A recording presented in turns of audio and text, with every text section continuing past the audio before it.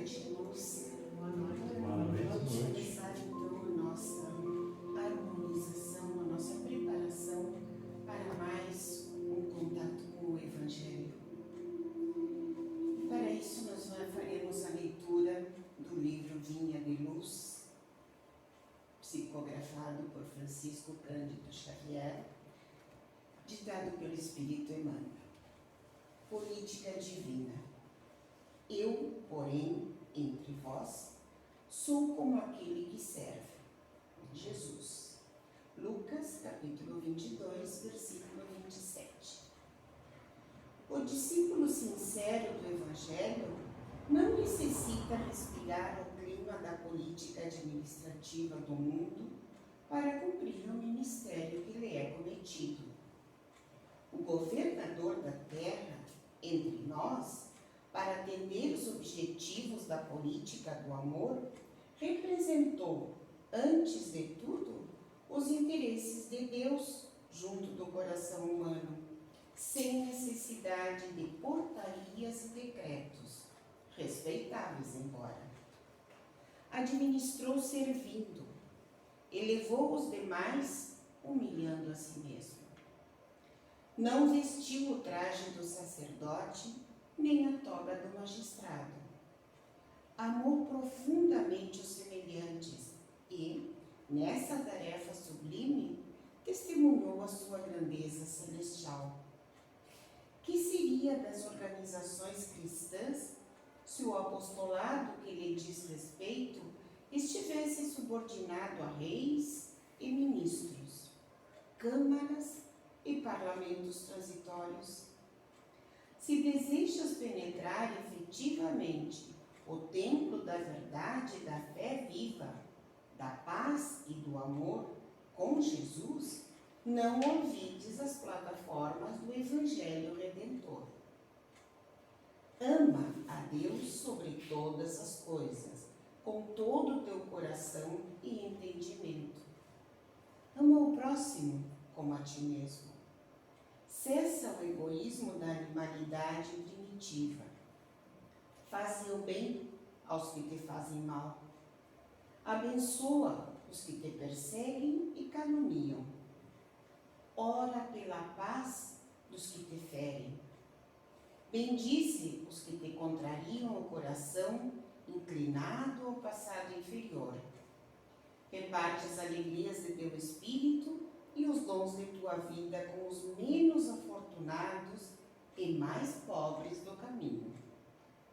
Dissipa as trevas, fazendo brilhar a tua luz. Revela o amor que acalma as tempestades do ódio. Mantém viva a chama da esperança, onde sopra o frio do desalento. Levanta os caídos. Sê a muleta benfeitora dos que se arrastam sob aleijões morais. Combate a ignorância, acendendo lâmpadas de auxílio fraterno, sem golpes de crítica e sem gritos de condenação.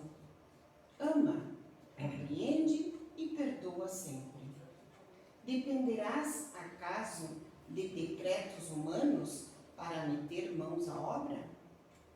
Lembra-te, meu amigo, de que os administradores do mundo são, na maioria das vezes, veneráveis prepostos da sabedoria imortal, amparando os potenciais econômicos, passageiros e perecíveis do mundo.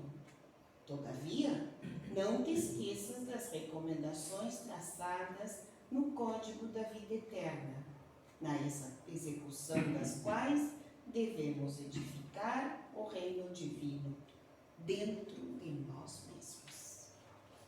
Que assim seja.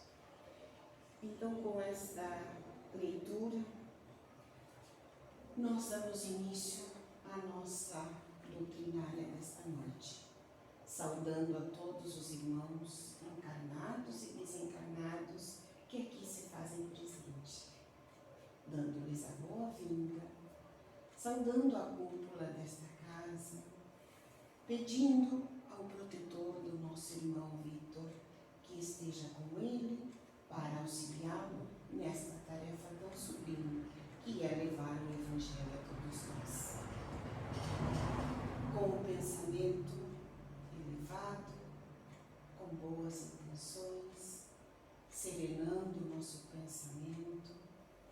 Vamos fazer a prece que Jesus nos ensinou quando esteve entre nós, prestando muita atenção em tudo que nós emitimos. Pai nosso que estais no céu, santificado seja o teu nome.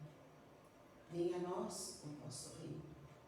Seja feita a vossa vontade, assim na terra como no céu. O pão nosso de cada dia, dai-nos hoje. Não nos deixeis cair em tentações, mas livrai-nos de todo mal. Que assim seja. Então, passamos a palavra do nosso irmão. Uma boa prece. Obrigado. Boa noite, irmãos, encarnados e desencarnados, presentes aqui na noite de hoje. Vamos aproveitar esse momento para absorver um pouco mais do pão espiritual tão importante para a nossa vida. E começamos com a mensagem que a irmã leu. Ela fez um resumo do que eu vou falar tudo aqui. Foi essa aqui, né? Política Divina? Foi isso, 59. Essa primeira fase, primeiro eu peço o auxílio e o amparo e a permissão dos mentores dessa casa e do meu mentor espiritual para que eu possa transmitir da melhor maneira possível os ensinamentos que vamos compartilhar na noite de hoje. A primeira frase de Jesus, nessa mensagem que a irmã nos leu: eu, porém, entre vós sou como aquele que serve. As palavras de Jesus em Lucas 22, 27. É o resumo básico de tudo o que nós vamos falar hoje sobre a beneficência, que está no capítulo 13 do Evangelho segundo o Espiritismo, que nos fala sobre o que a mão esquerda, se é que não saiba a esquerda, que a vossa direita errada. A beneficência, nos itens 11 a 16. O que vem a ser a beneficência?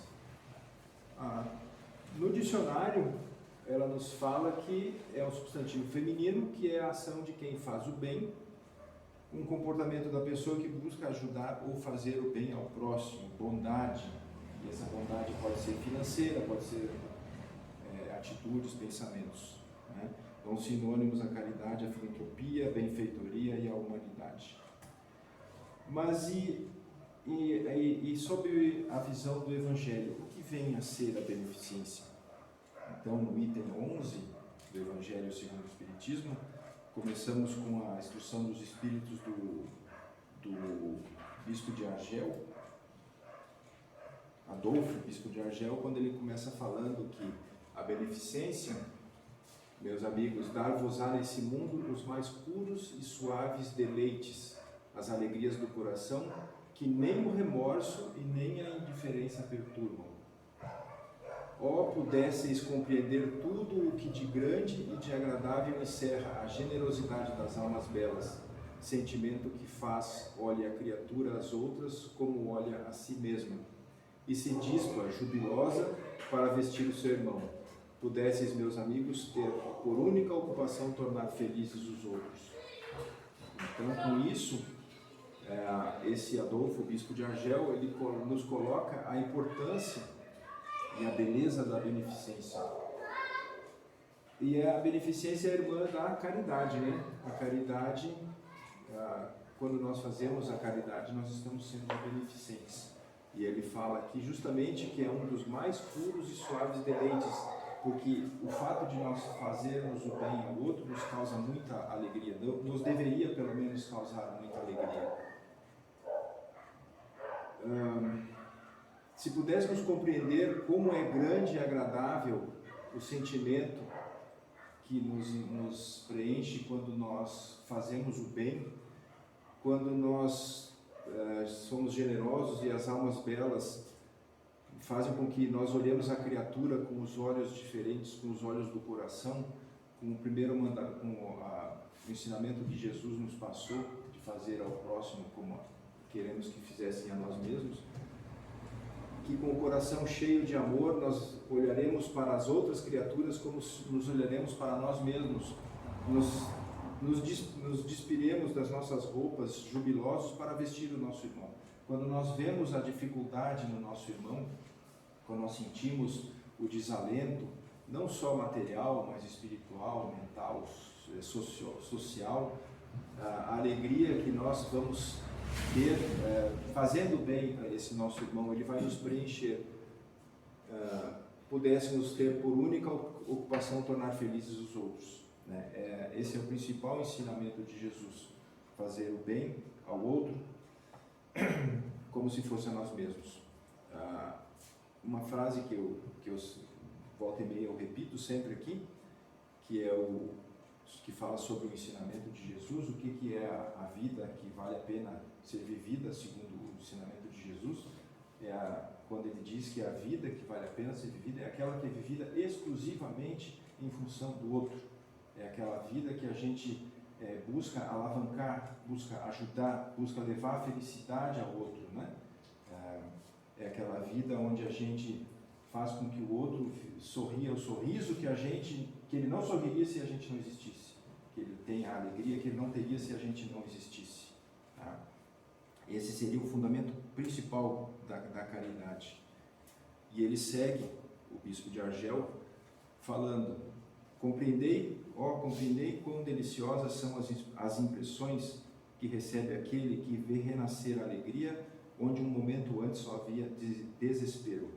Então, como é gratificante nós percebermos quando vemos um irmão sofredor, seja lá por qual motivo, assim que ele recebe o auxílio, como é gratificante nós vermos a alegria brotando na vida dessa pessoa, desse irmão, o sentimento de amor, a felicidade, o sorriso principalmente. Compreendei as obrigações que tendes para com os vossos irmãos. Ide ao encontro do infortúnio, ide em socorro, sobretudo das misérias ocultas, por serem as mais dolorosas, aquelas que não estão aparentes, que não são apenas as materiais, né? Por exemplo, nós vemos uma criança no frio, na chuva, com fome, isso é visível. Ele está se referindo aqui às que não são aparentes, que são aquelas que estão lá dentro da nossa alma, do nosso coração. O sofrimento, a angústia, a depressão, essas também são importantes que a gente consiga detectá-las e ir em ajuda a esses nossos irmãos. Ide, meus bens amados, e tende em mente estas palavras do Salvador: quando vestirdes um desses pequeninos, lembrai-vos de que é a mim que vos fazem. Voltamos àquela velha frase de que ame ao próximo como a ti mesmo. São Vicente de Paula tem uma frase que é também esclarecedora, quando ele diz que jamais devemos perder de vista o divino modelo, que é Jesus Cristo. É preciso ver Jesus Cristo no pobre e ver no pobre a imagem de Cristo. Eu até sublinhei o pobre ali, porque o pobre não é só aquele que não tem dinheiro. O pobre é aquele que não tem um lar, é aquele que não tem uma família, é aquele que não tem dinheiro, aquele que não tem alimento, aquele que não tem proteção, aquele que de alguma maneira tem falta de alguma coisa importante na sua vida. Então, sempre nós devemos ir em busca de auxílio a esse pobre, seja qual for a pobreza a que ele é acometido, usando sempre como exemplo, como modelo, Jesus Cristo. Fazer o que Jesus faria. Sempre nos perguntemos, na hora de tomar uma decisão, o que Jesus faria nesse caso? Surge um problema na minha frente, eu estou na dúvida, o que Jesus faria nessa situação? Se a gente chegar à conclusão de que ele tomaria essa atitude, certamente nós vamos tomar a atitude certa, usando ele sempre como modelo. São Vicente de Paulo segue falando, nos dizendo, pedindo que sede bons e caridosos. Essa é a chave dos céus que tendes em vossas mãos. Nós temos essa capacidade de fazer o bem em nós, né? Apenas é necessário que nós tomemos a iniciativa para fazer. Toda a eterna felicidade se contém nesse preceito: amai-vos uns aos outros. Não pode a alma elevar-se a altas regiões espirituais senão pelo devotamento ao próximo. Somente nos arroupos de caridade encontra ela ventura e consolação. Sede bons, amparai os vossos irmãos, deixai de lado a horrenda chaga do egoísmo, cumprindo esse dever, abrir-se-vos ao caminho da felicidade eterna. Então aqui ele nos deixa bem claro a importância e a necessidade de nós trabalharmos levando o bem ao outro, né? Através do devotamento ao próximo. Esses arroubos de caridade que vão trazer a felicidade, não apenas ao outro que se sente agraciado pela ajuda, pela necessidade resolvida, mas também a nós que vamos estar fazendo o bem e levando o amor e a alegria a essa pessoa. No item 13 desse título da Instrução dos Espíritos, nós entramos agora numa mensagem de Cáritas, onde ela fala, tem uma fala bem eloquente, bem importante, nos explicando a questão da caridade também. Só a título de curiosidade, eu fui pesquisar quem foi Cáritas, né? Que a gente sempre lê a frase Cáritas, eu fui pesquisar, e uma das hipóteses que diz que Cáritas foi Helena, uma princesa da Tessalônica, na Grécia, que foi martirizada no circo romano, na época do imperador Diocleciano, em 305, se eu não me engano, da era cristã. E hoje ela é Santa Irene, da Igreja Grega Ortodoxa. Essa é uma imagem que eu achei dela na internet. Então ela diz: chamo-me caridade, sigo o caminho principal que conduz a Deus. Acompanhai-me, pois conheço a meta a que deveis todos visar. Então aqui ela coloca que ela vai mostrar-nos o caminho que nós devemos seguir, né? Então ela começa narrando assim: dei essa manhã o meu giro habitual. Esse giro habitual não é o passeio habitual, foi a caminhadinha dela de manhã, não. Seria o giro para ver a situação do entorno das pessoas, da população, da comunidade ao redor dela. Ela foi fazer uma análise do que ela poderia fazer, de como que está a situação das pessoas, se elas estão bem, se estão com necessidades. E é uma coisa que nós deveríamos ter por hábito fazer na nossa vida, estarmos atentos ao que acontece na nossa volta. Mas ao contrário disso, normalmente a gente está mais focado em nós mesmos, fechados dentro da nossa bolha, nos protegendo do que viria de fora que pudesse nos afetar. E aqui ela fala: e com o coração amargurado venho dizer-vos, ó meus amigos, que de misérias, que de lágrimas, quanto tendes de fazer para secá-las todas. Então, ela constata que o mundo está cheio de problemas, de déficit, de pessoas sofrendo, de espíritos sofredores, de necessidades, às vezes, muito fáceis de serem resolvidas, às vezes muito difíceis, muito trabalhosas, mas que nós devemos ter em nossa vida esse hábito de tentar levar ao irmão necessitado a ajuda. Ela coloca o seguinte: em vão procurei consolar algumas pobres mães, dizendo-lhes ao ouvido: coragem, há corações bons que velam por vós, não sereis abandonadas. Paciência, Deus lá está, sois delas amadas, sois suas eleitas. Ela encontra algumas mães em dificuldades financeiras, com problemas financeiros, né, com falta de comida, falta de abrigo, falta de agasalho, e ela tentou levar, a princípio, palavras de acalento para elas, né, pedindo para que elas tivessem coragem para enfrentar essa situação, porque elas são filhas de Deus, Deus não vai desampará-las, né? Ele as ama e elas são as suas eleitas. Elas pareciam ouvir-me e volviam para o meu lado de olhos arregalados de espanto. Eu lhes lia no semblante que seus corpos, tiranos do espírito, tinham fome e que, se é certo que as minhas palavras lhes renovavam ao pouco coração, não lhe reconfortavam os estômagos. Elas continuavam com fome. Então repetia-lhes: coragem, coragem. Então uma pobre mãe, ainda muito moça, que amamentava uma criancinha, tomou-a nos braços, a estendeu ao espaço livre como que a pedir-me que a protegesse aquele entezinho que só encontrava num seio estéril alimentação insuficiente. Então, a necessidade, nós enquanto seres humanos ainda presos ao nosso corpo, como ele fala aqui, que o nosso corpo é o tirano do espírito, né? É ele que coloca as algemas e os pesos que nós temos que carregar.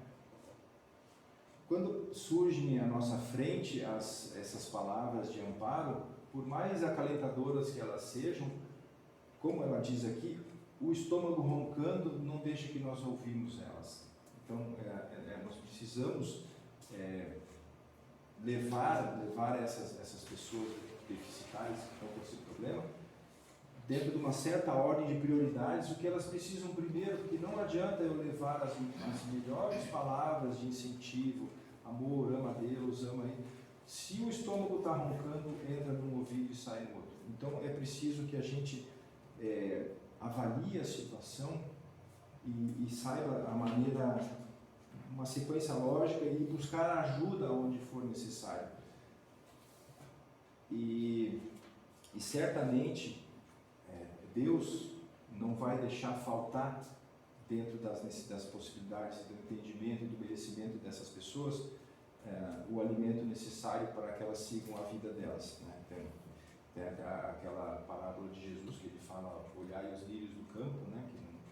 Que não tecem e não fiam, e mesmo assim não lhes falta os pássaros, que não plantam e não colhem, e não lhes falta alimento.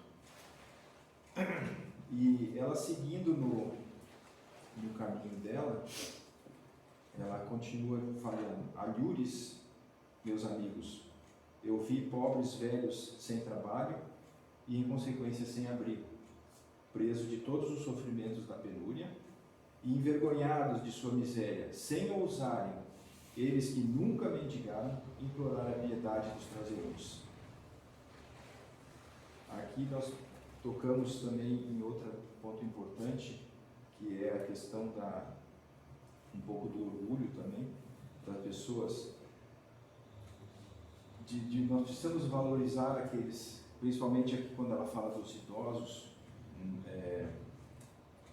nós temos a obrigação moral de dar amparo aos idosos, principalmente aos nossos idosos, e muitas vezes por questões financeiras ou, sei lá, culturais, a gente acaba deixando eles numa penúria. E aqui fala que eles, a vida inteira, ele teve um trabalho, ele teve uma casa, ele teve uma família, e com o passar do tempo, as dificuldades financeiras, a idade foi pesando, e ele perdeu tudo isso, e ele fica num sentimento de impotência tão grande, e envergonhado por estar nessa situação, que muitas vezes, a maioria das vezes, inclusive, não é culpa dele, né? É a sociedade, a economia e tantos outros motivos, né? Que ele não tem coragem de buscar ajuda, ele fica esperando que isso apareça de alguma outra forma. Então, a Cáritas, com o coração túmido de compaixão, eu que nada tenho, me fiz mendiga para eles e vou por toda parte estimular a beneficência, inspirar bons pensamentos aos corações generosos e compassivos. Então, se esses irmãos estão envergonhados da situação que eles se encontram e não têm força, não têm coragem de buscar ajuda por motivos quaisquer que sejam, cabe a nós estarmos em situação melhor, buscarmos, como diz ela aqui, inspirar bons pensamentos nos corações generosos e compassivos para que essa ajuda chegue até eles, sem expor a dignidade deles nessa busca, né? Então, o que acontece? Até lembro agora de uma história que o Divaldo Franco conta, que ele ficava atendendo até altas horas da madrugada, lá na Mansão do Caminho, e uma certa noite chegou uma senhorinha bem de idade para ele, pedindo dinheiro para pagar a conta de luz, e ela tinha 3 netinhos pequenos, estava 3 meses sem pagar, e iam cortar a luz dela no dia seguinte. E aí ele disse: olha, eu não tenho dinheiro no bolso, não tem como, tenta pedir amanhã, vem amanhã, pede para o Nilson, né, que era o amigo dele, parceira dele, e ela foi embora. E aí à noite, Divaldo foi nas orações dele, foi pedir orientação sobre isso, né? E aí veio Joana de Ângeles, daquela cutucadinha nevrálgica que ela sempre dava nele, dizendo assim: Divaldo, o que tu está reclamando? Essa senhora fez uma oração ao santo da devoção dela lá em Salvador. E esse santo foi falar com Jesus e dizer para Jesus: tem uma senhora lá que foi pedir ajuda lá em Salvador, não sei o que, não sei o que. Aí o Jesus disse: abre aí o livro de Salvador e vê quem é que pode ajudar ela. Aí diz que o santo lá, o anjo, foi lá, pegou o livro, abriu, lá em 10º lugar estava lá Divaldo Franco. E aí ele mandou o anjo dizer para a senhora ir lá buscar. Então tu está achando ruim que tu está no livro de Jesus para ajudar as pessoas? E ele conta que a partir daquele momento, daquele dia, ele sempre tinha dinheiro no bolso para quando alguém viesse pedir ele poder dar.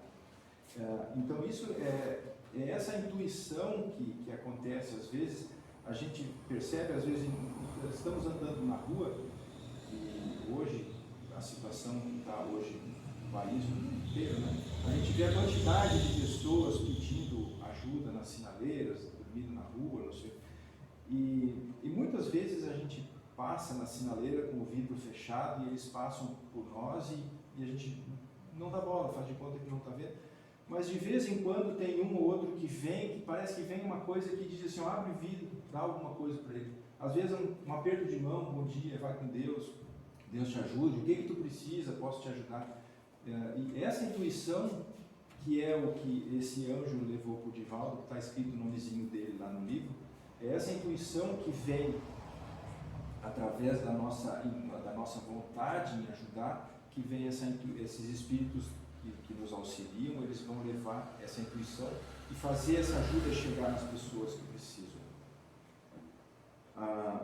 Aí ela segue: por isso é que venho, meus amigos, e vos digo: há por aí desgraçados em cujas choupanas falta o pão, os fogões se acham sem lume e os leitos sem cobertas.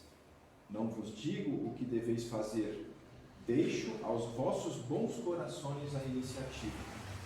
Se eu vos ditasse o proceder, nenhum mérito vos traria a vossa boa ação. Digo-vos apenas: sou a caridade, e vos estendo as mãos pelos vossos irmãos que sofrem.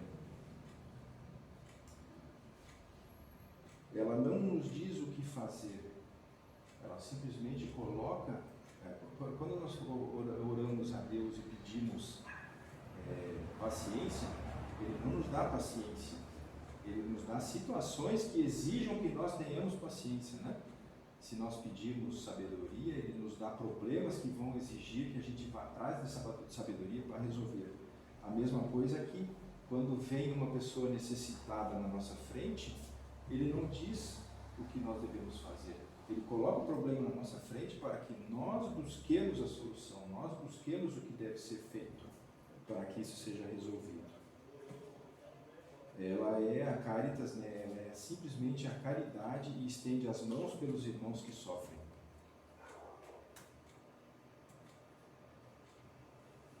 Isso é importante. Quando a gente dá uma ajuda, uma esmola, né? O que nós estamos dando? Uma esmola ou uma dádiva? Aqui essa senhorinha aqui é o exemplo, né? Da beneficência, da benevolência.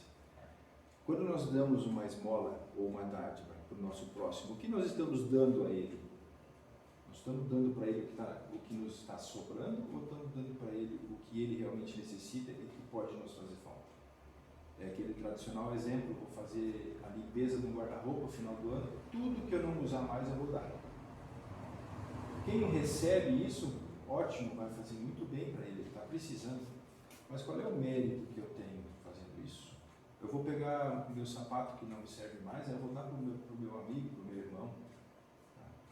É bom? É bom, mas tem gente que precisa mais. O que podemos dar ao próximo para que se faça justiça? Nós temos que dar o que ele precisa, dentro da hora que ele precisa e da maneira como ele precisa, sendo supérfluo para nós ou não, né? O esforço que nós fizermos na entrega dessa ajuda dessa esmola ou dessa dádiva ao irmão vai definir a nossa caminhada.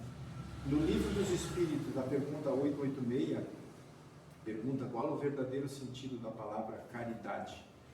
Como a entendia Jesus? A caridade, ela é a tríade: benevolência, indulgência e perdão. Benevolência para com todos, indulgência para as imperfeições e o perdão das ofensas. Então nós precisamos ser bondosos para todos, nós temos que relevar todas as imperfeições dos outros, né? Por exemplo, uma pessoa com quem eu não me dou bem, um colega de trabalho com quem eu tenho um certo atrito, mas se um momento que eu vejo que ele está com uma certa dificuldade, eu vou ser indulgente com esse problema, vou ser bondoso para ajudar ele, e vou perdoá-lo por o que ele possa ter me feito, né? Então é importante isso, ser benevolente, ser indulgente, e o perdão, que é a principal coisa que nós devemos fazer sempre. Na Bíblia, nós temos aqui Provérbios 21. O que segue a justiça e a beneficência achará a vida, a justiça e a honra. Né?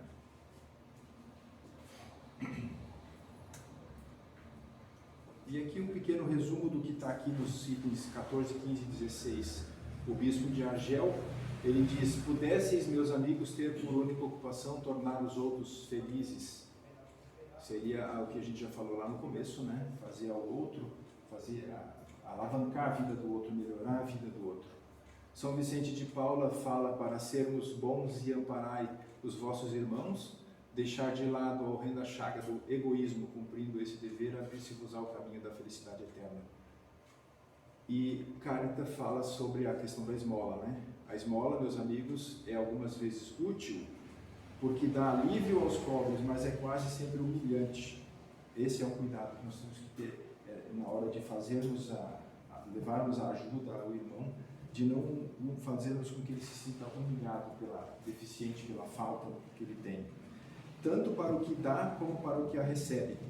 A caridade, ao contrário, liga o benfeitor ao beneficiado e se disfarça de tantos modos e pode-se ser caridoso mesmo com os parentes e com os amigos, sendo uns indulgentes para com os outros, perdoando-se mutuamente as fraquezas, cuidando não ferir o amor próprio de ninguém.